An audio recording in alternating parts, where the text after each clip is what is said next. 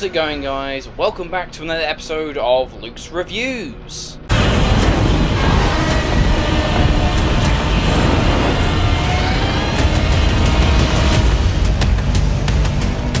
How's it going, guys? Welcome back to another episode of Luke's Reviews, and on today's video I'll be reviewing Godzilla, King of the Monsters, which is a sequel to 2014's Godzilla and the third chapter in this monsterverse that we've got following on from Kong Skull Island, leading eventually into Godzilla vs. Kong next year. So Godzilla King of the Monsters takes place 5 years after the events of the first Godzilla.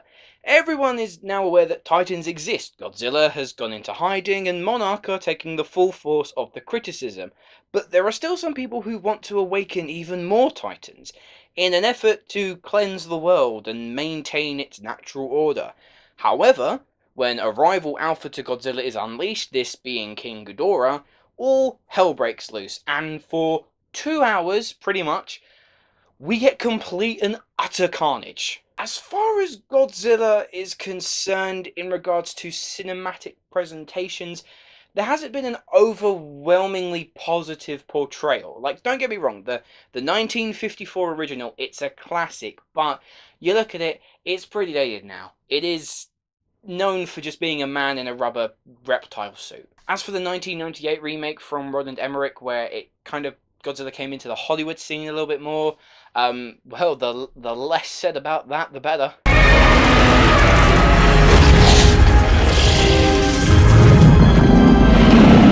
And the 2014 film by Gareth Edwards was good, but I think the main criticism that there just wasn't enough Godzilla. So if I hear people complaining that this film doesn't have enough Godzilla or enough kaiju action, I'ma slap their stupid little faces.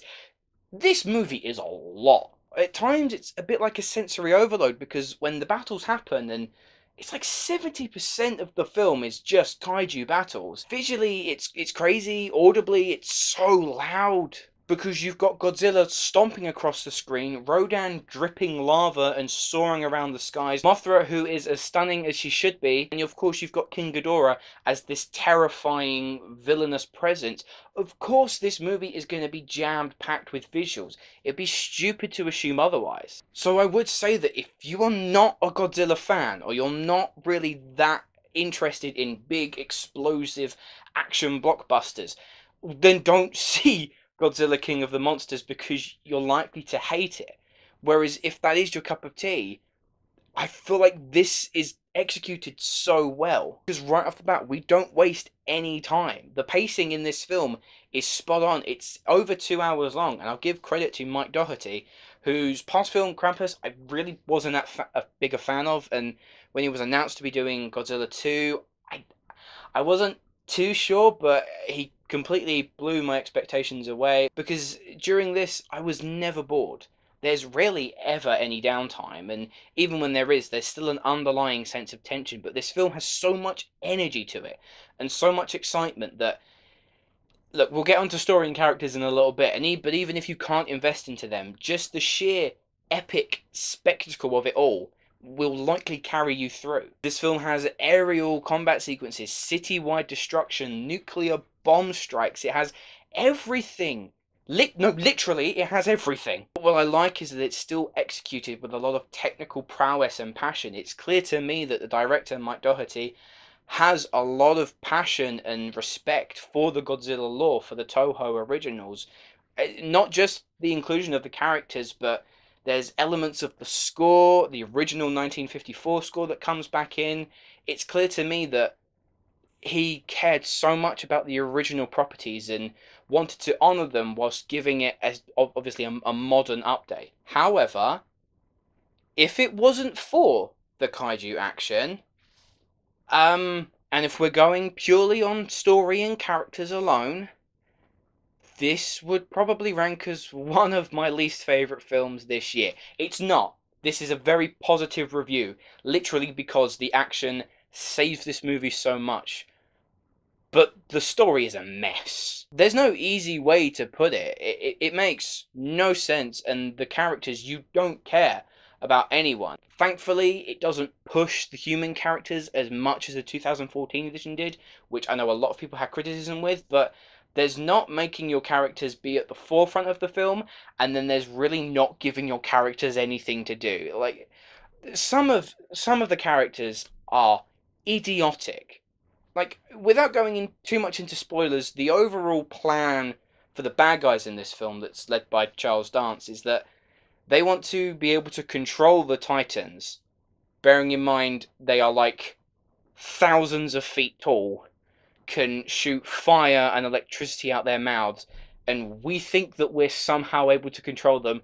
Sure, Charles, you go do that. But he wants to use them in an effort to cleanse the world of all its impurities, such as like overpopulation and global warming. But I mean, come on, when does anyone look at Godzilla and go, "Oh, he's the savior of our planet. He can save the polar bears." As far as performances go, no one's bad, but no one is particularly good either. Vera Farmiga does what she can, but her character is unfathomably idiotic.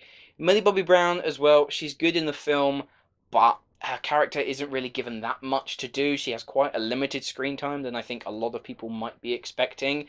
Probably the best of the bunch is Carl Chandler, because he plays the no-nonsense, let's cut the crap and just get on with it type character, and that pretty much sums up the entire film as like, forget the nonsense and let's just get on with it. But despite a horrendously put together plot, Godzilla, King of the Monsters never intended to make some original groundbreaking story.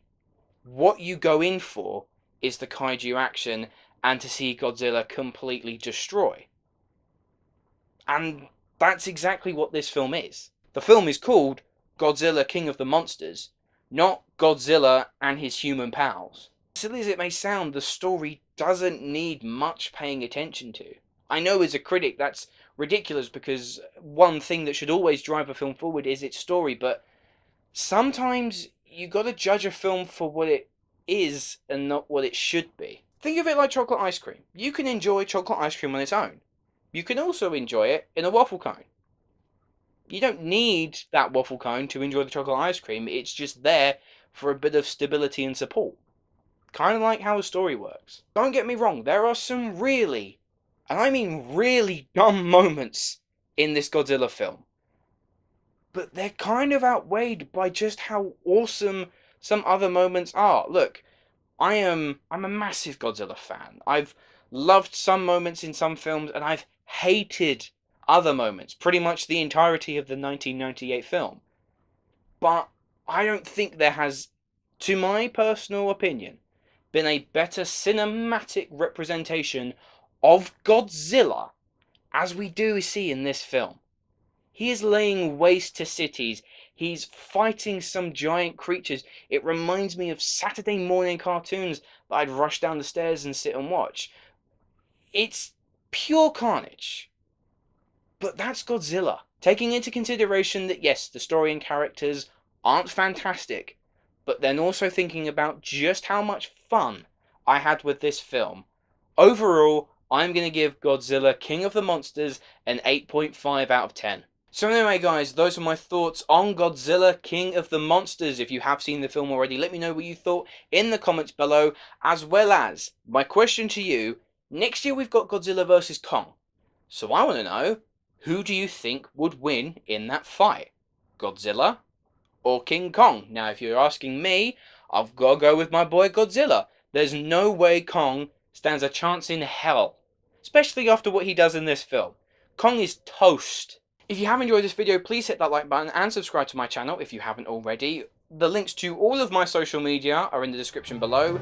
Many thanks for watching guys, and I shall see you in the next video.